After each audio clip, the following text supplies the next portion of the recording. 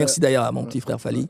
Vraiment. Merci, merci beaucoup et très fier de sa carrière. Ouais. Il parle au bagui que ceci n'a rêve n'a pas ça qui a imbanayo parce que Bander aux comme modèle. Oh, merci. Les relations nabino depuis Et Tikala Makasi parce que Makasi. plusieurs fois bêta na basena wa sala surprise à yape à interpréter Nzembo wana notamment. Et ça, c'est mon petit frère, mais c'est mon collègue de travail qui me soutient beaucoup. Je tiens à lui dire merci. Ah, ok. Alors, à part Nkolo, Ozeli, 2010, 2021. 11 ans.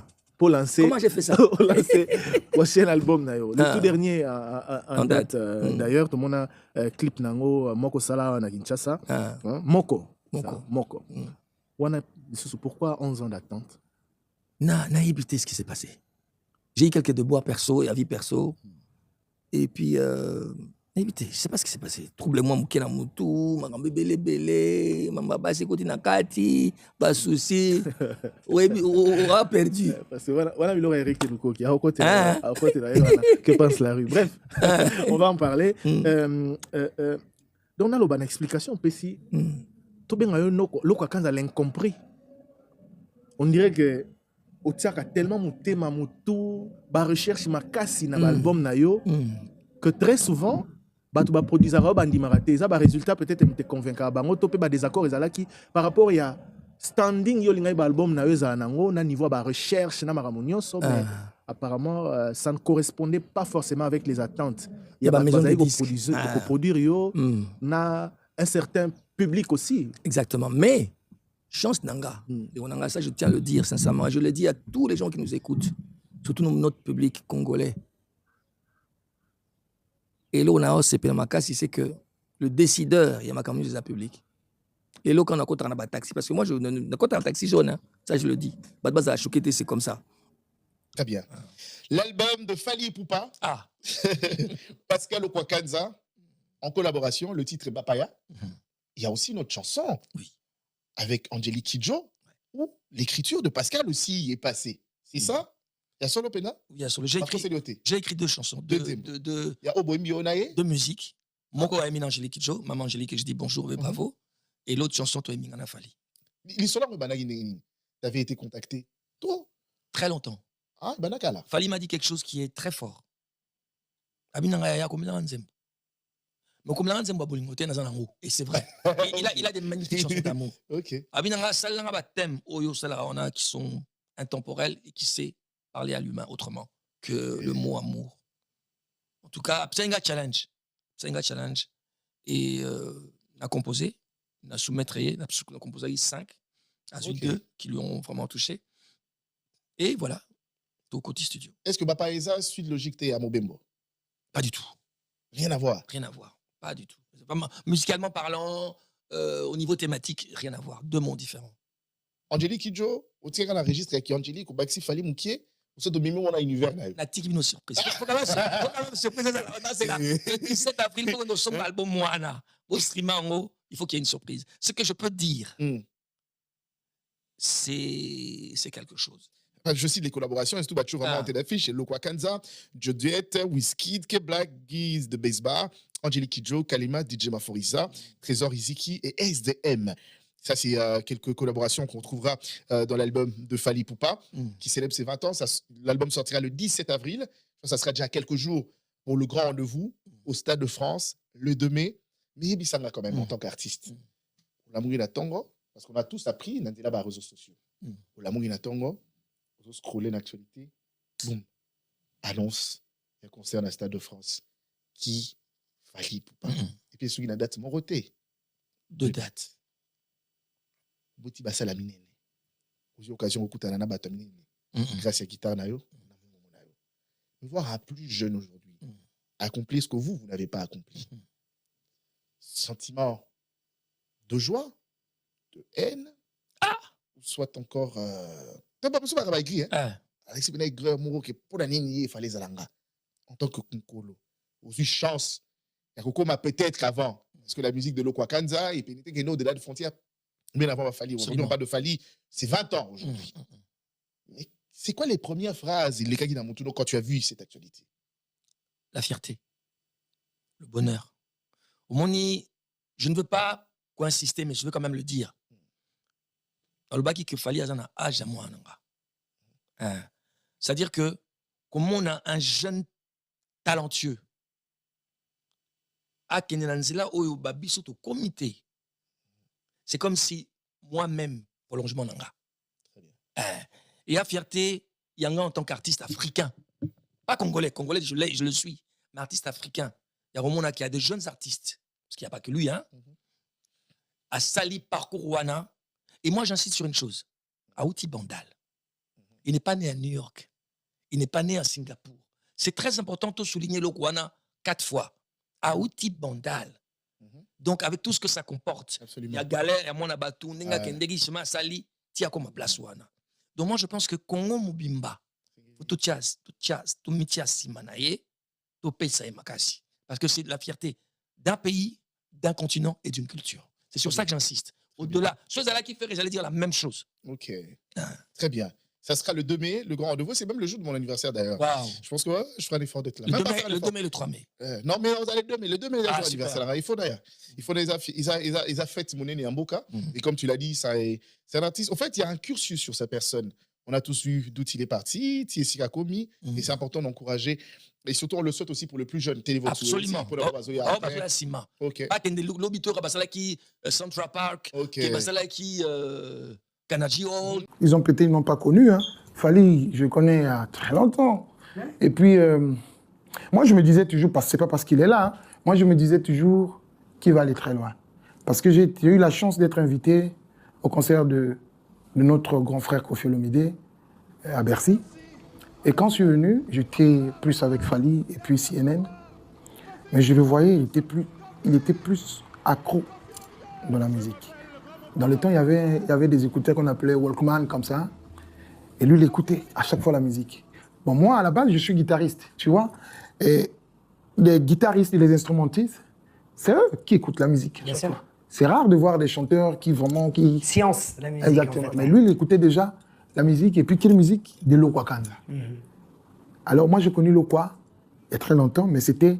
En fait, la musique de Lokwa, c'était chez des connaisseurs de la musique, les gens qui... Tu vois, un peu. Mais lui, il écoutait déjà Lokwa Kanza. Moi, je disais déjà que il va évoluer, c'est obligatoire. Quelqu'un qui aime une chose, et il y a toujours les esprits de l'au-delà qui inspirent, et qui le fait avec afin autant qu'il de puisse travail. atteindre son apogée. Donc, lui, c'est tous les jours qu'on se parle. Il me produit des conseils, moi aussi, je lui produis des conseils. La meilleure des choses, que notre musique puisse aller de l'avant, et puis, c'est ça la base, c'est ça la meilleure, l'amour. Dans l'âge que je dois tenir, il faut que ma croix rouge parce que Fali, Games, faire bana âge banananga. C'est même pas âge petit nanga, âge bananga. Donc moi je dois faire en sorte que conflit wana donc comparaison. Comment tu fais pour le Katango alors? Pendant Katango, parce que quand j'ai cité le nom de Fali Yoki Penda, tu parles de lui avec... Non, parce que tu travailles ensemble. Attention, tu travailles ensemble. On fait rigoler, on fait loko morote, il y a l'eau quoi. Ok, là répondre. Alors que fait ça voix mo. Azam la top 3 là. Oui. Fait rigoler. Au moins on pas polémique. C'est la suite à deux balles. Non, répondre. Non, il y a une liste. Bravo Jonathan. Non, c'est la 5. Ngaya na mutengo nzamba pesanga. J'ai pas un parti politique, ni un parti pris. OK. Kofia Benganga, je suis venu chanter. Jean Gobalda Benganga, na oyemba. Tant que musicien, nzamba pesi au moins souffle toi na nguto, na ngumingite autour les cas. Très bien. Tout ça bapaya.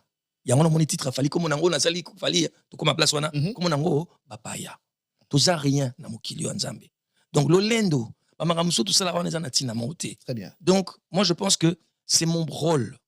Ya ko kamata baleki na nganyoso to tia bango sika moko. Mon rêve suprême.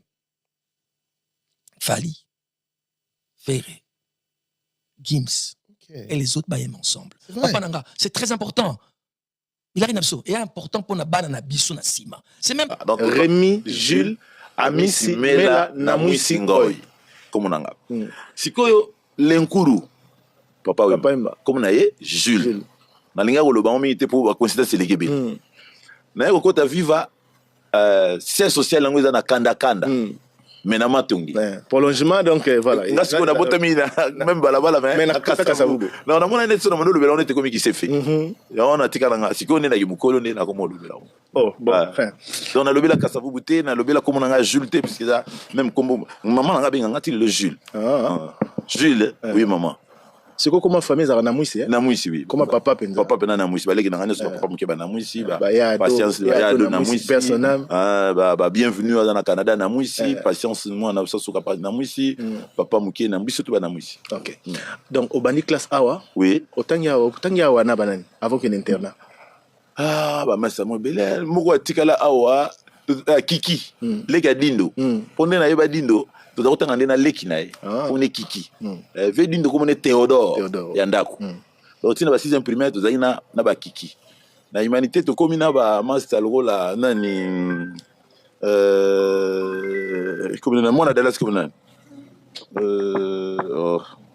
mister na mo to bien ki mona Dallas yé to zaina na humanité na mister moko boy mo ba mister basé bela mulumba matata matata wapi matata moto zani azali mukuse ba na Belgique OK fili était tanga ine ya zaki ka école mo mais tanga ine mo ba masa mo bele et bon temps OK internat tant na internat qui pataratika ba lijo baza na Indobo ba Goda baza na Sacré-Cœur na lijo kwempa Goda motemona boy bana ila ende kuna ba bango siko ba tanga na Kikwiti bango baza siko na école mon infra Goda na yebi parce que papa na ye aza ndeko na biso sadi tant to kola to yeba ke député wana pona tant kala ba on a député commissaire du peuple ouais bon c'est na ki kongo ina yaki fana tata na belle nini wana papa Goda papa motemona après to yeba siko ba ni batanga na internet wana ke baza pe bande na biso donc ba Goda motemona batanga nde na balijo ko na balijo kwempa Goda atanga na lijo na Henri Wanya ma fait production na Willy Bomolo biso siko bata bana ki patakatika bango ba bata kona ya Kikwiti yo tanga koto na ki pata botanga wana ngai ba ma se bele ba bimata OK bon musique kase banaka musique ba na choral musique ba na kini to na ki pata na kini na choriste na kini Saint Gabriel pa na biso na yolo wana et musika te na ke kokota na groupe moko ya mundele moko na ye Père Bernard Vandenboom masala ki groupe na ye moko comme na shem yetu utaki papa moko mundele salaka petit chanteur danseur de kenge na tango kala siko tanga uti kenge ayi Kinshasa tanga ayi Kinshasa asali siko groupe shem yetu siège social lango za na Carrefour des Jeunes na matongi entre le Kolama na Pozo les petits chanteurs de Kenya bakena tipoto shem yetu pe kene poto ezali na baloko kanza ba Segbi Dance ba pauvre fait lambio ba mister mo bele bazalaki na l'air wana siko chant bandi wana mais wana siko do ba choriste chant eza teninga ba orchestre do na ba choriste to beta na chorale wana avant qu'un internat za ba 10 ans ba 11 ans to za na awa to zo yemba siko tona bano kene siko internat mouvement na so quartier bandi nini likamusi na yolo sud avant on a goûté mon rose ala bo mais on a umela été les juvéniles bon après on a tout comme na likamusi nga siko na kesi ko internat na so na zo en vacances OK ça on peut ça là pour ça ka petit mo ba kutana na l'air en vacances parce que tout batanga na l'air wana sommet daté donc pour ça la groupe faut ba tenir siko na vacances et donc on a zo zonga siko groupe na so na likamusi pas ba so maso na mon poi et bandi donc to komi na ba ni le quoi ba 79 ba koto aussi les classes d'internat et Katani mobulo eleki en tout cas malgré que bazo badmemi en internat to batindi kuna mais mobulo kaka buke bukani na zongi kini après na zongi sauté parce que internat des aki pas facile mais na père bazo kana tindi noti na mwana na bazamba kuna to bela ba mai za na bien mingité yo za enfant chérie mère un enfant chérie mère mais père azo lo bagena tipo so boutique awa azo risquer ba wa lo ba tellement eta pengwa tu kana bikana eta pengwa muntu ya faut ya na internat ça me kama boy na mais kuna ya mboka plus mai ba miba ezo sala biso mingi ba benga biso bambo apoto parce que bango bana ya village ba mela mai wana ba obelate biso to milma wana to beli ça c'est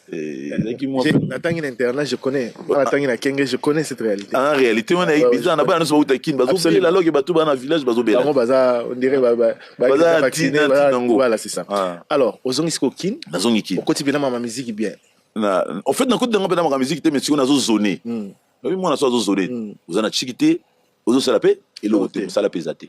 Comme par hasard, vit Antoine. A outi ba vacances. À 84 ba musicien ya papa ba oba alors tena motema ba kei. Débat ba kei, Maraya ki poto, Fafa ki poto. Tuti kaka, Jado le Cambodgien, na biso batasika. Teko kota maki. Dans to côté na ipen. Dans to côté maki, siko beaucoup la ko découvrir ngandenge mususu. Atiki nga siko na sala ba solo voko ya petite Gina. Ngaina la chef yo. Gina za. Nzema papa mba. Yo Gina waye. Gina wabe. Siko yo a découvrir chant mususu. Wali boso za oloba redi voix na eza compatible na vivate. Parce que ba Lucien bazo maloko la ba Gina. Mon basi ba yuka. Ba madai baza musika tena ba keste. Lijo voix folklorique et mon ada benga non ngasi ko timbre na ngezo yeba na bienté oza ni espérant ni kester ni loko donc oza la identité té par rapport à passer à vivre voilà siko bazo mona bon OK mettons de tcha Gina siko voix na pena e yokani monani ke non voix na ye yango to ko utiliser et à partir de 84 ne papa parce que avant ça la confiance parce que na kotida au bima penza té na pena ozo yemba na pointe mais yozo yemba na baninga. Parce que aux arènes non elle va jouer quoi non on se démarquer nzemu tout d'ailleurs kotida so kinze munyoso on se démarquer penate au kokate parce que to banda so yebi pété on dit ma pété que zanze mari pour le côté de l'axe voilà à partir wana ndi papa ba découvrir ngana 84 mais wana ba misu ba kotite ba sino ba kotika ba sino to kota na 84 sino na gloire ba autant to maki autant to ba départ ba fafa na ba madai ba tout ça ba ke to comme na moi 40 ça va chanteur siko papa malabino siko poto kota non poto attaquer ngo bien il faut tous ba chanteur mususu tout ça banze moi sika bongo to ya obima ndé ayi kozwa sino gloria na c'est le roi bango 3 to koti maki tant to bimi to c'est les petites Gina. Malheureusement, tu as mérité dans 84-85, il faut que tu poto. Donc, tu vas côté ici, comme tu m'as donc, groupe nous se côté ici. C'est le roi Stino Gloria Batikali. Maraya Azui. Non, Maraya Azui, c'est Maraya qui est assez loin dans 84, on a début dans 85. D'ailleurs, on a qui Azui Stino. Ah voilà, dans 85. Avant Bissoto qui est poto. Maria Lunga qui a keneki na ipoto na fin 83 à celle 84 85 azong na matériel ozong azongi ba via viva ba bondeli mais petit na ngala to kemi kili ko ba misé na to ba komona ne vandité ba Maria ba kombo na déjà se vandi non ya to kindata to zonga mikili tika instrument bomba Maria habité nga c'est na celle mouvement nga moyen na ke na binati non ba misé batika biso to ke poto to ke Europe, tout Asie, tout ça, le Japon. Donc, Maria tika na sima. Azus ko ba mission ba. Azus Stino na Gloria. Stino na Gloria, na Richard. Na Richard. Il patikala. Il patikala. Mino bogné na Willow. Na Willow. Pour Richard période wana zaki na Brazzaville tant tout ça ba nini ayaki après bon beaucoup la boba au bazala ki katika bala. Donc poto wana to ya liboso to zongi 86 après to poto ya libela siko na 87. Tant comme siko na 87. Na poto na comprendre que tu as été légèrement abandonné. Ils m'ont beaucoup la zala na moluka. Donc moi je suis en charge bien exact. Ah ouais tu as bien tu as pas parents. Moni mais si ko kone komi ba parents ba té. Donc tu comme la difficulté alors à partir wana de ce qu'on a bibo si ko photo sandine. Il faut tout ça là banzim pour lugana petit kofi biso do sala banzim. Alors na usa siko zakina ezanze mo to saliango ezanze mo ngati ezanze mo ya funde mais to saliango ndeni ba idée za yanga. Pour ngani mna ki compositeur ya mouvement na biso ya bomwana. Mais si ko fondateur nanga somaso faut se élever banzembo ana ba mumi tout ça si ko mélodie ngana zuma lobana ye ndeto siko na saleli yenze na saleli nzembo uto ya ping pong nazala kana ndako ya mobalo ngam na usalango ba molili elongwe na mboka ngam na usalango mais na saleli ngonde ping pong so yoki d'ailleurs oyoka ke esanze maredi pour idéologie nyo saredi dans la carte ba mélodie tu arrêté dans la carte. Alors Zakina sikolo kwa ngai na salaka ngome pona fondateur nanga na zongeli siko fondé yeso maso na bisinga bi fondateur banzembo do sana na likamusi na ina bimisa ngopo so na tiki yango bino bobimisa na minongo te nzembo kwa Zakina zanzembo na yo certes ngam na salaka yango so ko permettre nga na sanini na bimisa so le bezanzembo na yeme yom to salaka yango ça veut dire yom to composer ngam na composer ngani compositeur fondateur nanga abetaka oyemelié elle voit une autre yo fondateur ce que l'ina sala to sala nzembo pona momi na yo nga chanteur na yo kasi nga mnazo salati nga mnazo yembelot nga na vandi na mo kilinga na zuli moi cité na kimobangera nga tozo yima na yo nzembo na yo mais écrit par moi et toi voilà ça dit toko zala so na poto ingi toko sala ke moko compositeur moko auteur mais le gars na tango na bongo te nga na komika ka nzambe na pona mokonzi nga point barre sikoto na komi na orchestre moni na bondeli nga una bimisa una tikelo mena ndimite ke obima tika nga na bimisa nga mpo ba idée beleza wana ngam na salamu mloko za ine cool nga pe le bimisa mais zaki nzemo pena na orchestre na biso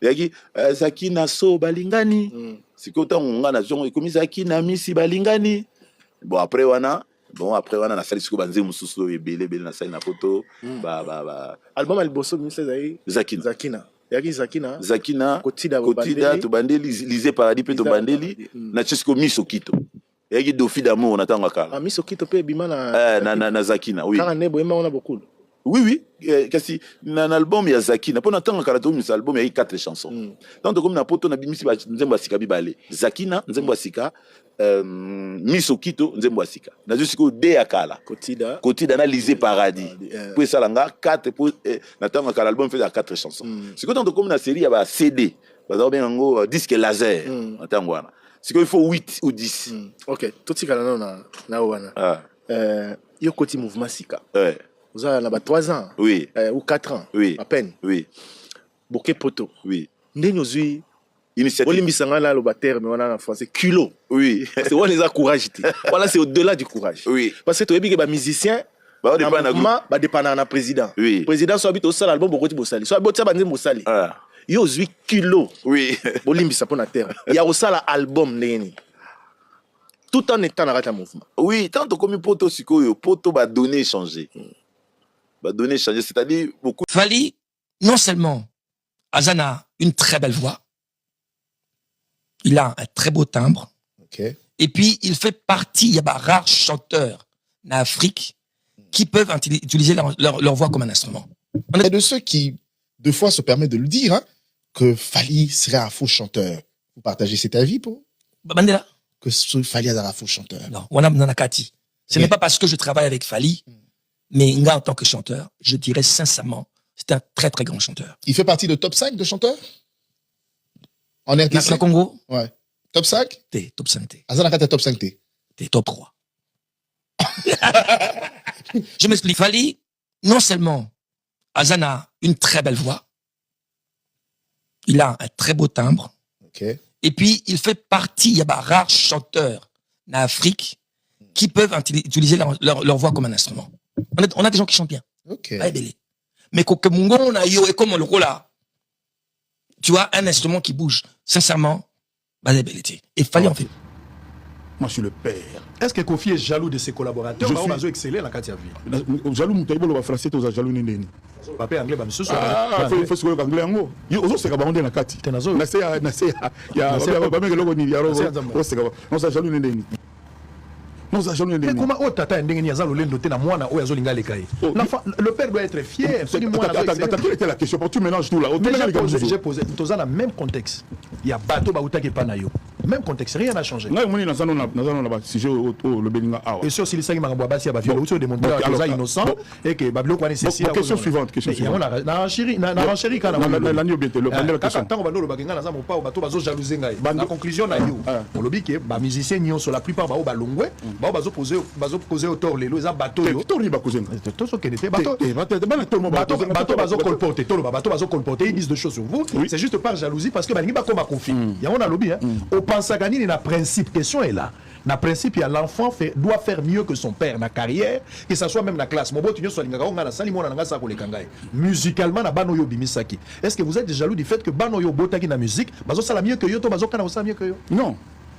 Qu'est-ce que tu penses des enfants au Baninga Bouma, parents na bango pour le succès? Banamabe. Voilà. Banabando. Toza na point wana. Toza na point wana. C'est tout. Un mot les gawana naza na ngote. Na suka na yolobi à juste titre. Donc bana wana bazolu ka basala. On le bagi déjà conclu le loba so ka faki bango déjà. C'est si là qui. Non à mon avis ngala moni ki baza bandoki. Bona modèle wana za ndoki. Bon avis ko les gawi za na ko. Ah peut-être ya yo za contraire. Te avis za ko les gawi na Congo. Ya yo pe ko za la. To so le bigi to ko batutu ba sepeli. No bana na baba ndoki. nde makambo kuti soloba oh ngam to loba mais oza sentiment oza sentiment ni vis-à-vis ya bana na yo balingi baleka yo donc olingi bango c'est légitime mais il faut procéder comment dirais-je honnêtement et loyalement. OK. Il faut pas bana tout bazala ba voilà. Il faut pas bana tout bazala ba Brutus. Il faut pas Brutus. Il faut procéder à ça non légitime. Très bien. Ngane na boy. Naza lelo na ajona nango. Mais talande ya bana ka ba 20 ans. Il faut yo album à Cindy. Maman boto ba kofi comme ni ba Cindy Love, maman Sylvie. Comment ba Sylvie na Bongo? C'était Sylvie ya ba Cindy Love wana. Bon bref, bino tout. Bozala na osepela parce que album a Cindy na ebité ndenge biso tout osala poto si ça to lemba yo kango. Album na osala. Donc na koma olala ka ba 4 heures. Osenga ba ta Cindy nde ba Cindy Love kande bazelango ba Kofi Fil et puis banani susu. Ba meloman tout. Et puis de toutes les façons tous amutu ya kanini. Banze mona moyo boyango zate. Déjà ka pamba moi c'est tout ça étoile comme la lune sans ya bolingo qui éclaire l'univers ya motema nangai Israël mutombo. Donc faut mon ba jaloux ça doit m'appeler le ngamutu likunia poni po ba yembi Kofi Olomide. Mais pas si le bamba yemba bibango. Nana ko mangi nzembo Cindy. Bataka temela na Cindy. Bayemba nani ko mingi nzembo Cindy yembi. Ngai ba Cindy na na quartier la te banzi mayemba yanga mobile na do banzi yanga ya ye. Do yanga ezali ya ye. Yo moko komi eloko ba ko yemba yo. Ezali surprise te, c'est-à-dire Cindy azana bolingo moko te exact to yembi yembi pa fa. Oui nombre banzi o aboya. Il y a un problème ba riche. Bilambele ki ba sapatu ba nini. Oui nombre biloko aboya. Je pense que Nzembo fallait à l'expression motema na yo. Soki yo moto pesi maloba. Ça de la motema Cindy eloko ko melo exact yo ko yembelo exact to kamela na Nzembo. Oui madame nanga bien te. Oui bien te. Mais azangi maloba ko yembela. Azali moto pesi maloba. Mais to bon ba tunyo soto yo kumisa na ba sala Nzembo tamako. Ba ya baloba Nzembo te ngam na sala ba yate. Ba tout yo kumisa bino bo venir ba ba ya koloba. Baza basi na yo te moi sinon de Cindy. Cindy faut pesa expression à bolingo azana ko vis-à-vis.